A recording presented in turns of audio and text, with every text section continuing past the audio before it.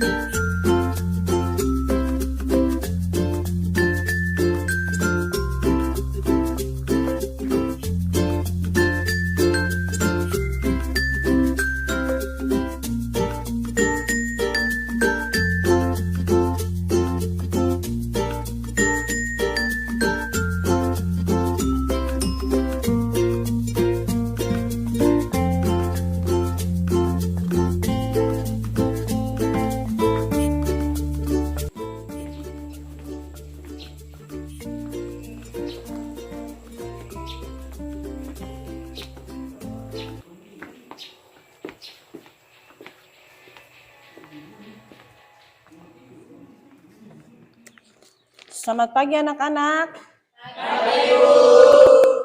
Nah, bagaimana kabar kalian hari ini? Baik. Ya, Ibu lihat hari ini kalian semua semangat ya. Semoga nanti pada saat menerima materi pelajaran ya, kalian lebih semangat. Karena masih pagi, jadi harus penuh semangat.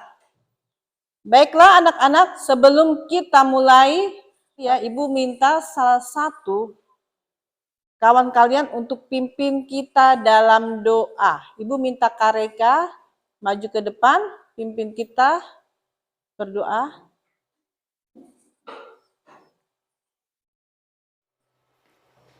Baik teman-teman, sebelum kita mulai dengan aktivitas belajar mengajar kita, saya mengajak kita bersatu dalam doa. Berdoa mulai.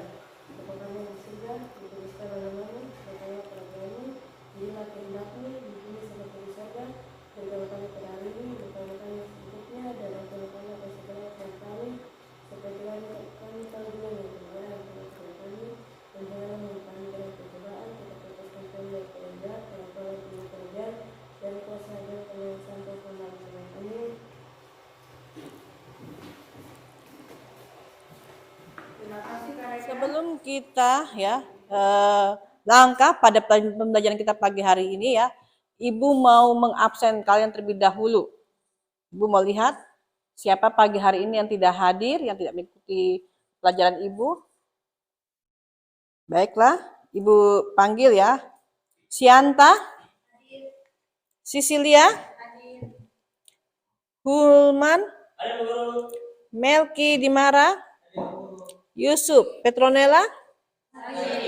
Petronella sakit. Ada yang sudah tahu kenapa dia sakit hari ini? Ada yang pernah tengok? Ya, belum. Ya, nanti kalian setelah pulang sekolah ya, kalian bisa menengok dia ya. Baiklah, kita berdoa untuk dia, semoga dia lekas sembuh, bisa berkumpul bersama kita. Baiklah anak-anak ya. Pada pagi hari ini Ibu mulai saja ya materi kita, yaitu kita pada pagi hari ini akan mempelajari yaitu tentang kewenangan lembaga-lembaga negara menurut Undang-Undang Negara Republik Indonesia tahun 1945. Tetapi sebelum kita masuk ke materi ya, materi kita yaitu tentang lembaga negara ya. Ibu minta kalian untuk berdiri dulu.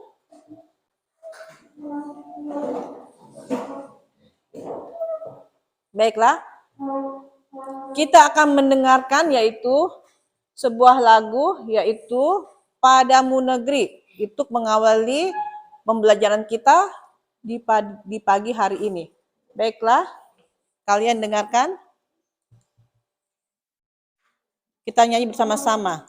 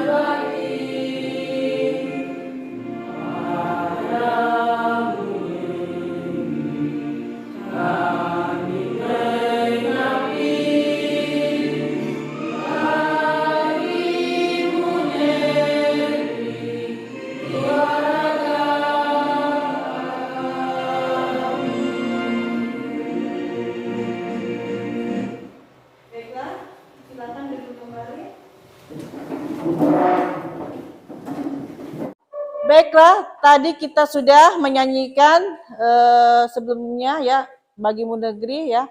Nah, sekarang kita lanjut langsung kepada materi kita ya, materi inti kita yaitu tentang kewenangan lembaga negara menurut Undang-Undang Dasar Negara Republik Indonesia tahun 1945. Nah, tetapi sebelumnya kita masuk kepada kewenangan lembaga negara menurut Undang-Undang Dasar Negara Republik Indonesia tahun 45 ya. Kita ketahui dulu ya tujuan kita mempelajari ya materi yang tadi Ibu sampaikan ya. Nah, ini adalah tujuan kita, pembelajaran kita di pagi hari ini. Yang pertama ya, ini melalui model pembelajaran di sini ya, berbasis pembelajaran berbasis permasalahan atau yang disebut dengan problem based learning. Nah, di sini ya, peserta didik dapat yang pertama ya, membangun nilai-nilai disiplin dan tanggung jawab atas fungsi lembaga-lembaga negara menurut Undang-Undang Dasar Republik Indonesia tahun 1945. Kemudian yang kedua, mengidentifikasikan suprastruktur dan infrastruktur sistem politik Indonesia. Kemudian yang ketiga, menyajikan dan mengkomunikasikan hasil analisis tentang kewenangan lembaga-lembaga negara menurut Undang-Undang Dasar Negara Republik Indonesia tahun 1945. Nah, ini yang menjadi tujuan pembelajaran kita pada pagi hari ini. Baiklah, ya. Tadi kalian sudah mengetahui ya tentang tujuan pembelajaran tadi ya. Nah, kita akan memasuki yaitu materi kita yaitu mengenai kewenangan lembaga negara Republik Indonesia. Nah, sebelum kita masuk kepada kewenangan lembaga negara Republik Indonesia ya, kewenangannya. Di sini ya, Ibu akan memutarkan sebuah video. Dari video ini nanti ya kalian bisa mengamati ya, kemudian menganalisis tentang materi-materi yang dipaparkan dalam pembelajaran kita di pagi hari ini. Baiklah, Ibu langsung saja memutarkan video ini. Kalian lihat baik-baik.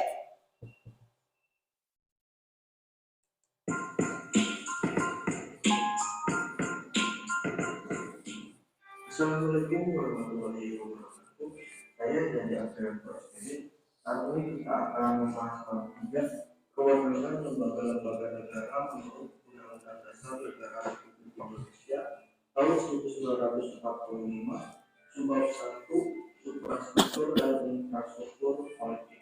Video ini merupakan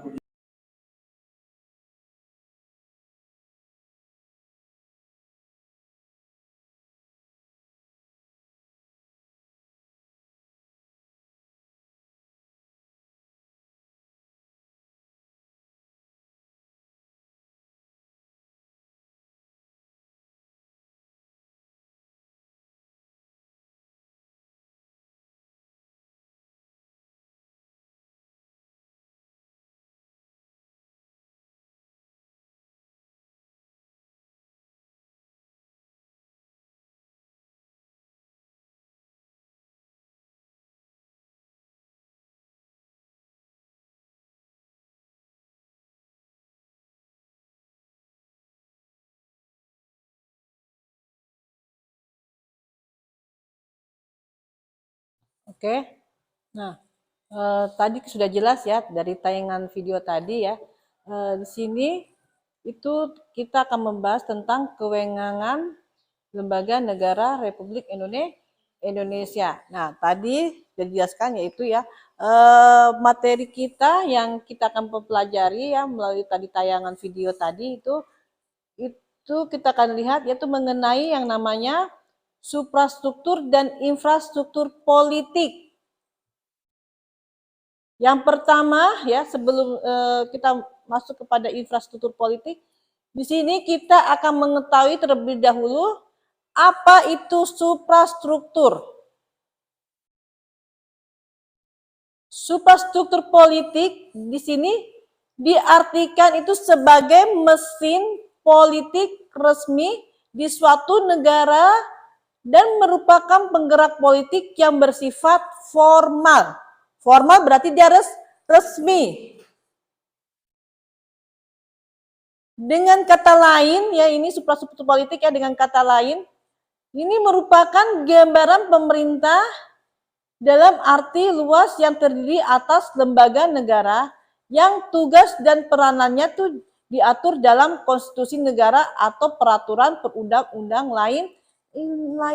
Jadi suprastruktur politik ya, ini karena dia bersifat norma, jadi di dalam melaksanakan ya sistem politik itu harus berdasarkan yang namanya peraturan berundang-undang, karena peranannya ya peranan dari suprastruktur politik itu diatur di dalam konstitusi, di dalam negara. Kemudian kita lihat yang berikutnya ya materi kita yaitu dari suprastruktur politik tadi kita lihat nih. Ini ada kaitannya, masih kaitannya dengan yang namanya suprastruktur politik. Nah, kita lihat ini adalah sebuah bangunan atau yang kita lihat adalah sebuah gambar gedung. Kalian pasti pernah lihat itu melalui televisi atau tabloid ya, majalah-majalah kalian bisa lihat ya. Ini merupakan gambar apa? Ya, gedung MPR. Benar sekali apa yang dikatakan kalian. Ini merupakan gedung MPR atau gedung DPR. Nah, di gedung ini ya, ini tempat bekerja dan berkumpulnya wakil rakyat untuk kesejahteraan rakyat Indonesia. Ya, ini berkeduduknya anggota DPR. Nah, DPR itu merupakan satu lembaga dari suprastruktur politik di Indonesia. Jadi yang menjalankan suprastruktur politik di Indonesia itu adalah DPR, yaitu Dewan Perwakilan Rakyat. Benar sekali. Ya, jadi mereka melaksanakannya di sini ya, di gedung DPR. Ini berada di mana? Tempatnya di mana? Berada di Jakarta. Nah, Jakarta merupakan ibu kota negara Indonesia. Baiklah, ya. Nah, kita lanjut. Kita lihat yang tergolong dari suprastruktur politik itu apa saja. Nah, di sini yang tergolong di dalam suprastruktur politik ya, itu merupakan lembaga-lembaga tinggi negara. Jadi suprastruktur politik itu ya, itu termasuk ya tergolong dalam lembaga negara dalam lembaga tinggi negara. Kita lihat golongan dari suprastruktur politik ya, diantaranya itu ada 8. Yang pertama MPR. MPR ya, itu sudah jelas ya, itu merupakan lembaga tertinggi di negara kita. Jadi bukan presiden atau DPR, tetapi dari urutannya itu adalah MPR merupakan lembaga tinggi negara. Kemudian yang berikut DPR.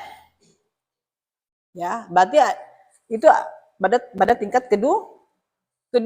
Kemudian yang ketiga adalah Dewan Perwakilan Daerah. Itu ada pada setiap kabupaten dan kota. Kemudian presiden dan wakil presiden. Nah, itu dia juga termasuk dalam kelompok suprastruktur politik. Kemudian yang kelima, Mahkamah Agung. Yang ketujuh, Mahkamah Yudisial. Dan yang kedelapan adalah Badan Pemeriksa Keuangan. Ya, itu yang termasuk dalam suprastruktur politik yang menjadi lembaga tinggi bagi negara Indonesia. Kita lanjut. Yang berikutnya yaitu mengenai ya tadi suprastruktur politik ya, tadi sudah kita tergolong dari suprastruktur politik itu ada 8. Nah, tadi kita sudah tahu apa itu suprastruktur politik. Nah, sekarang kita masuk kepada yang namanya infrastruktur politik Indonesia. Kita lihat. Jadi antara suprastruktur politik Indonesia dengan infrastruktur Indonesia itu ya, itu berbeda pengertiannya. Kalau tadi adalah mesin penggerak politik, lembaga pemerintahan. Nah, kalau infrastruktur politik adalah kelompok-kelompok yang memiliki kekuatan politik di dalam masyarakat dan mereka itu turut berpartisipasi secara aktif di dalam perpolitikan Indonesia. Jadi adanya kelompok-kelompok. Kemudian kita lihat infrastruktur politik yang ada di Indonesia itu meliputi yaitu seperti keseluruhan kebutuhan yang diperlukan dalam bidang politik dalam rangka pelaksanaan tugas yang berkaitan dengan proses pemerintahan negara itu ya, itu yang dinamakan dengan infrastruktur politik ya. Jadi dia punya politik itu meliputi keseluruhan kebutuhan yang diperlukan dalam bidang politik dan tugasnya itu yang berkaitan dengan namanya proses pemerintahan. Oke, kita lanjutkan.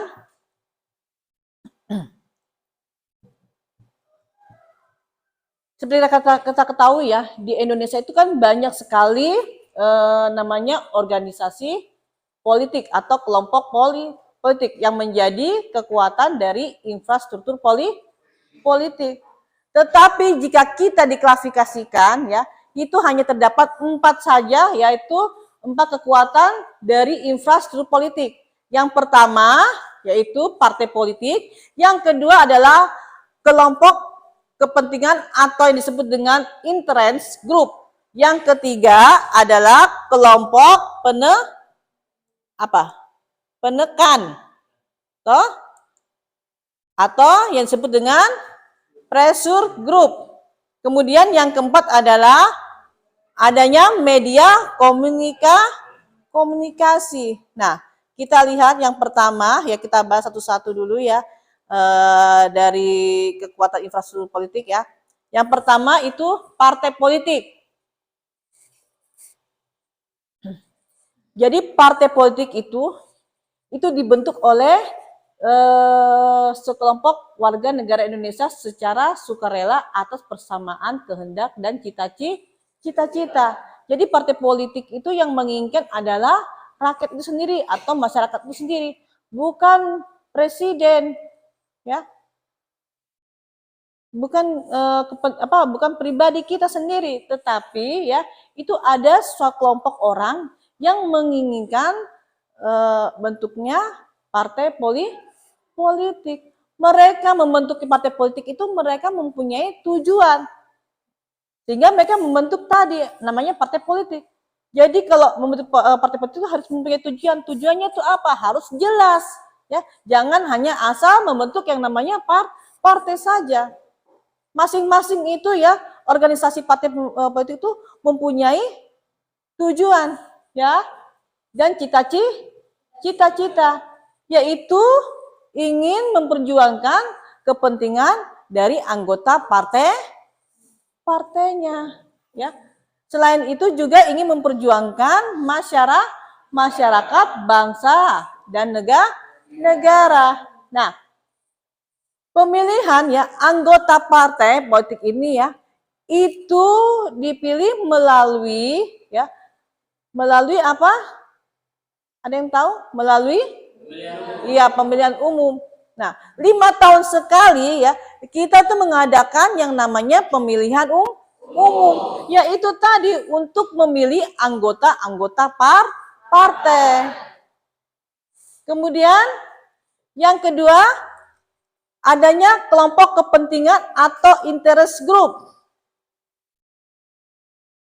Jadi ada di sini ya, ada kepentingan atau interest group ya, yaitu kelompok ya.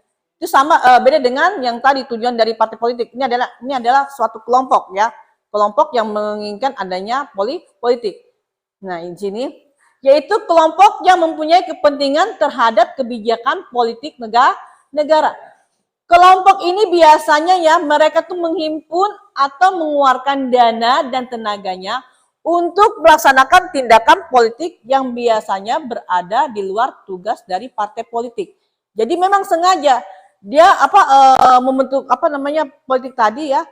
Bahkan dia sampai mengeluarkan dana yang begitu besar di dalam politik ya, karena dia mempunyai kepentingan-kepentingan.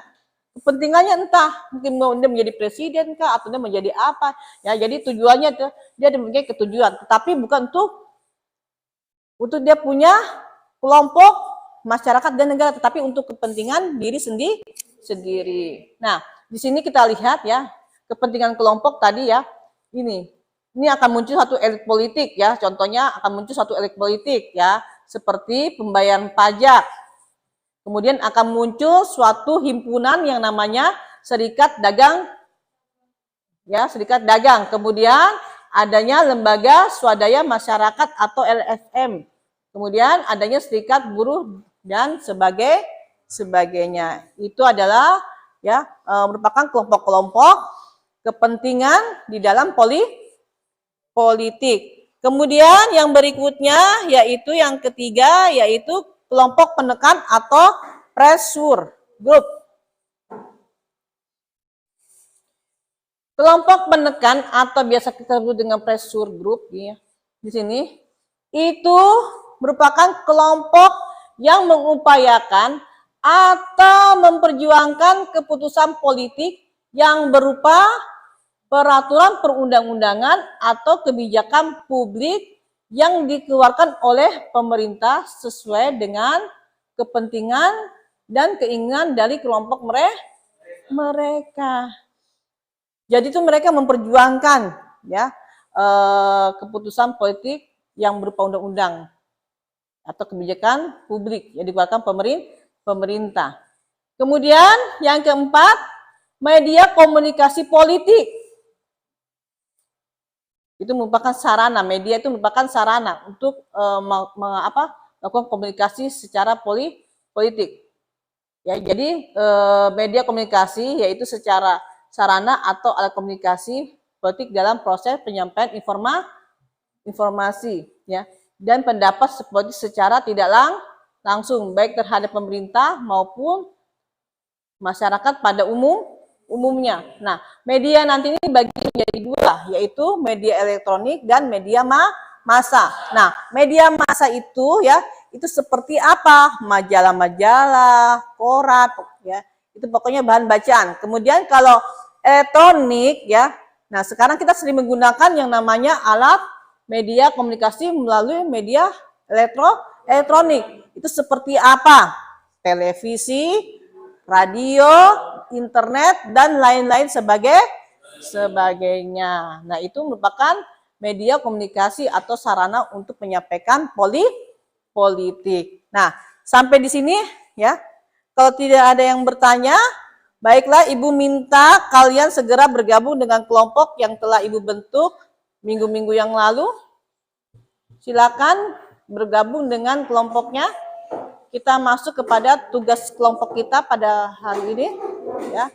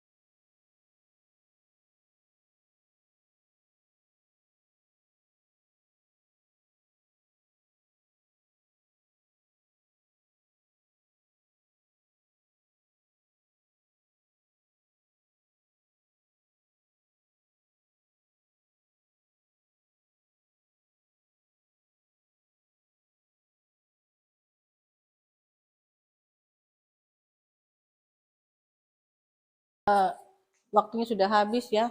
Ibu minta kalian salah satu masing dari kelompok untuk mempresentasikan hasil pekerjaan kalian. Silakan kelompok mana dulu yang mau membacakan hasil presentasinya? Untuk partisipasi mengikuti pemilihan ketua OSIS, manfaatnya sangat tinggi nilai demokratisme.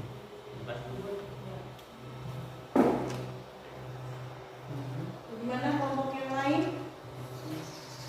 Setuju dengan apa yang dikatakan Firman? Setuju. Baik, kita berikan tepuk tangan buat Firman.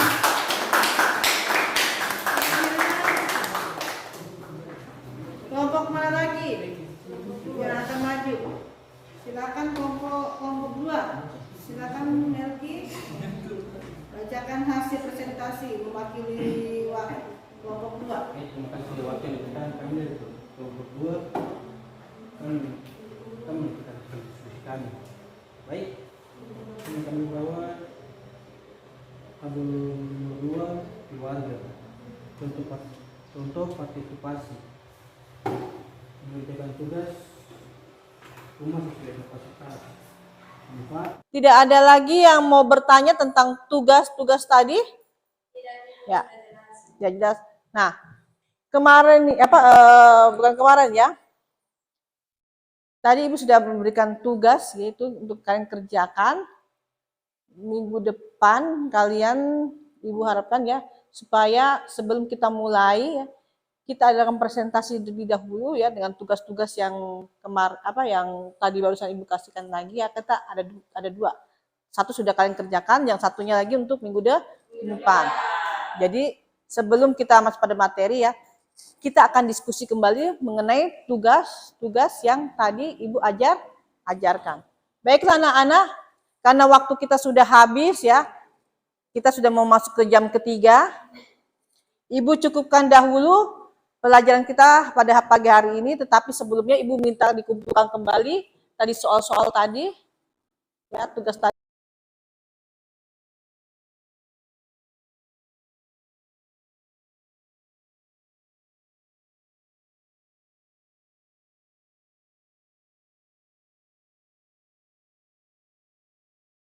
Baiklah, sebelum Ibu akhiri ya, menutup pelajaran kita hari ini ya.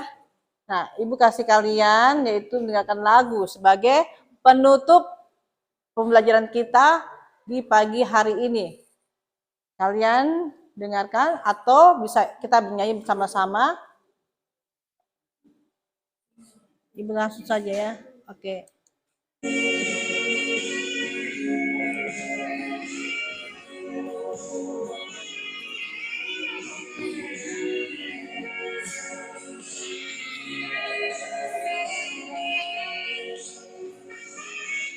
Sama-sama silakan. Anak pulauku yang kupuja selalu, anak Papua, pulau indah. Kandang lautmu yang membisu selalu, cendrawasih burung emas. Gunung-gunung, lembah-lembah yang penuh misteri, kan ku puja selalu keindahan alammu yang mempesona. Sungaimu yang deras mengalirkan emas, ya Tuhan, terima kasih.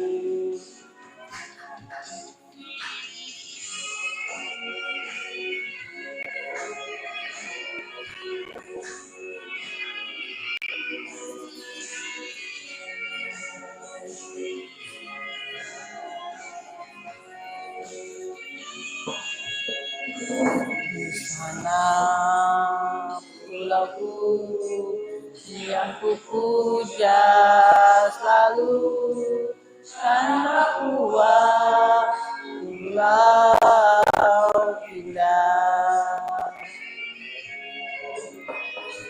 Karena lautu yang membisu selalu, cendrawasih burung emas. Gunung-gunung, lembah-lembah yang penuh misteri, kan ku puja selalu keindahan alammu yang mempesona. Sungaimu yang deras mengalirkan emas, ya Tuhan, terima kasih. Ya Tuhan, terima kasih.